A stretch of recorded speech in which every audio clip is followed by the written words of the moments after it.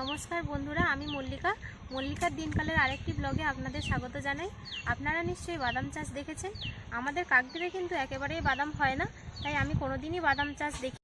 কীভাবে বাদাম চাষ হয় আজকে সেটা দেখতে যাব এবং আপনাদের সাথে শেয়ার করব। চলুন বন্ধুরা, আজকের বাদাম বাগান থেকে আপনাদেরকে ঘুরিয়ে নিয়ে আসি। জেঠুর ভাঙাচোরা সাইকেলটাকে সঙ্গী করে বিকেলবেলা বেরিয়ে পড়েছিলাম। জেঠিমা বাড়িতে ঘুমিয়েছিল। খাওয়ার পরে জেঠিমাকে ঘুম থেকে তুলে একসাথে রওনা দিলাম। সামনের ভদ্রলোক শখের চাষি, মাঝে মধ্যে ঝোঁক উঠলে বাবা জেঠুদের সঙ্গ দেয়, মানে আমি আমার বরের কথা বলছি।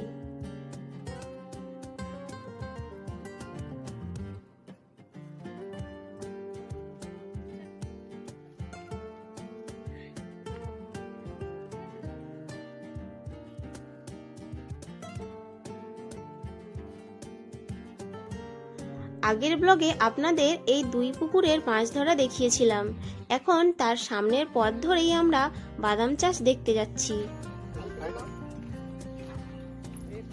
পৌঁছেই দেখি মাঠ ভরে ছাগল চড়ে বেড়াচ্ছে, আর সবাই প্রায় চাষের কাজে ব্যস্ত। কেউ বাঁকে করে জল নিয়ে যাচ্ছে, কেউ বা জমি থেকে শাক তুলছে।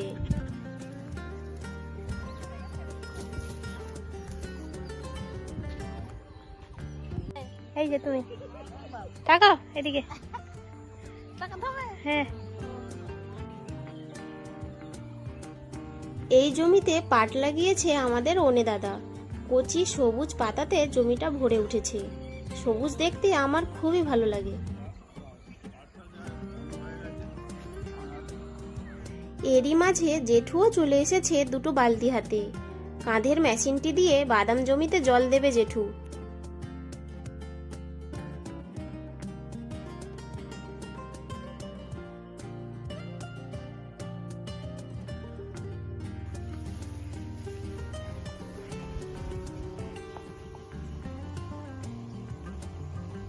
এই যে এই দিকে জমিতে বাদামের জন্য লাইন কাটছে বাবা, আর জেঠু জল দিচ্ছে।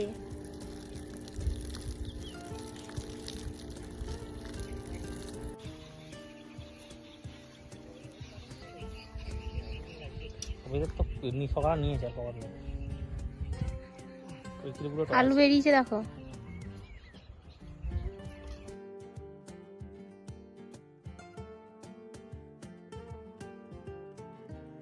বাবাদের দেখলে বোঝা যায় কত কষ্ট করে চাষিরা ফসল ফলায়।